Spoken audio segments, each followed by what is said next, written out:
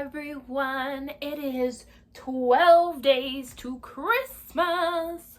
It's been so fun to come on here and read books with you every night of Christmas. I really hope that you have been enjoying these as much as I have.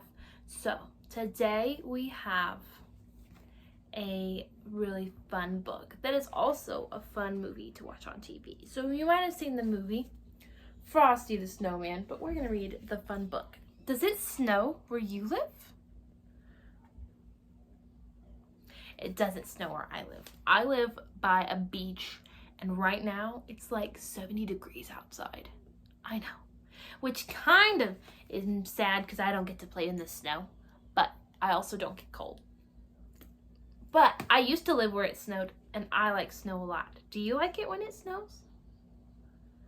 It can be really fun to make snow angels and snowmen and have snowball fights. So let's go ahead and let's read about Frosty the Snowman.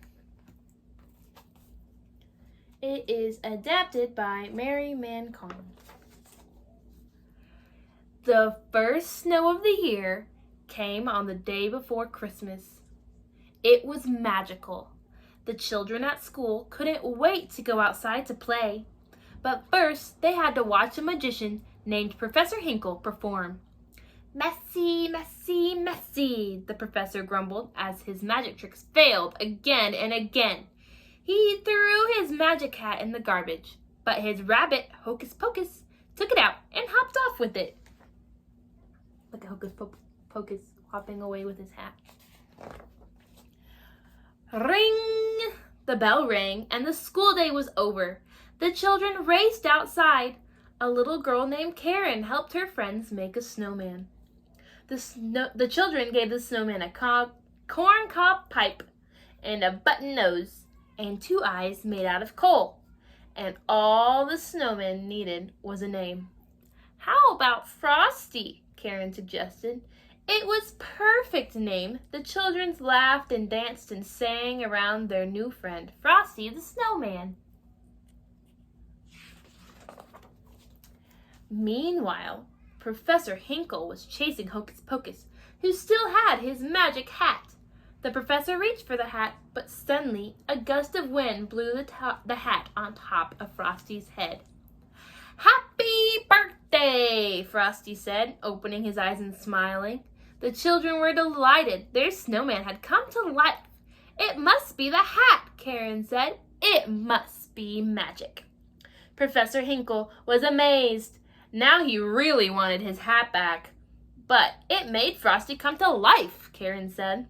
As the professor snatched the hat off Frosty's head, he took the children. They were just imagining things. Well, let's show you the pictures a little better. There we go. Luckily, Hocus Pocus was able to switch the hat with a wreath. The little rabbit quickly hopped to the children. The hat is back, exclaimed Karen. Let's see if Frosty comes to life again. She placed the hat on Frosty's head. Happy birthday, Frosty said again. There's Hocus Pocus stealing the hat back. He's a silly rabbit. Soon it got warmer outside. Frosty started to melt. Karen knew that they could get Frosty somewhere cold. The children all agreed that Frosty should take the train to the North Pole. Frosty was very happy. Let's have a parade, he said.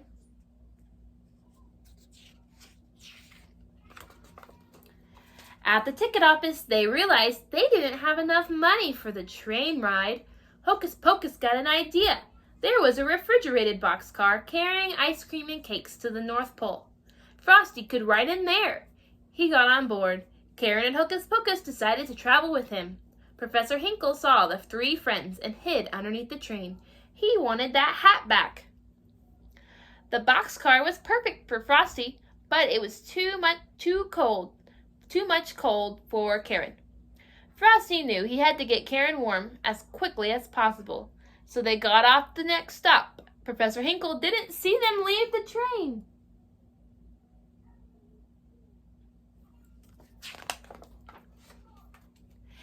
We've got to get Karen warmed up or she'll freeze, Frosty said to Hocus Pocus. they came upon a small clearing where the forest animals were getting ready for Santa. Hocus told the animals about Karen, and the animals made a fire for her.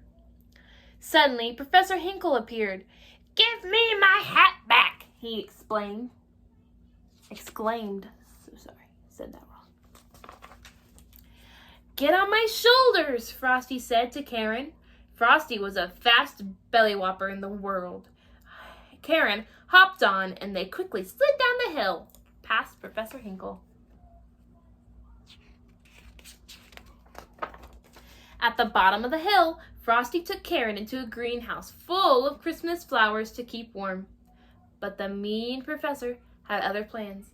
He slammed the door shut, trapping Frosty and Karen inside. "The minute you've melted, the hat will be mine," Professor Hinkle yelled. At that very moment, Santa was in the woods, talking to Hocus Pocus. The little rabbit told Santa that Karen needed to go home and Frosty needed to go to the North Pole. He quickly led Santa down to the greenhouse.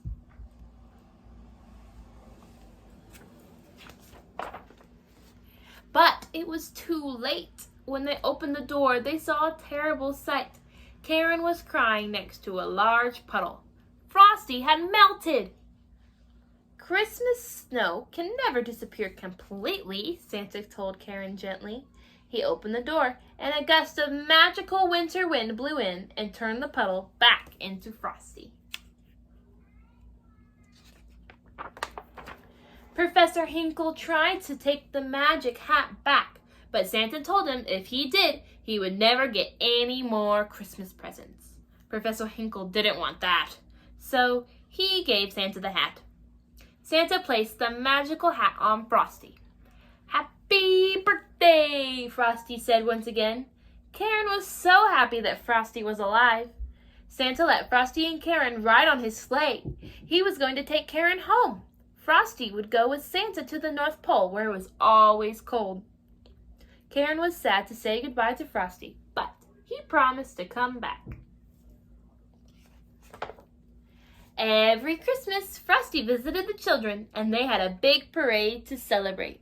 And it says, "Happy Holidays." Wow.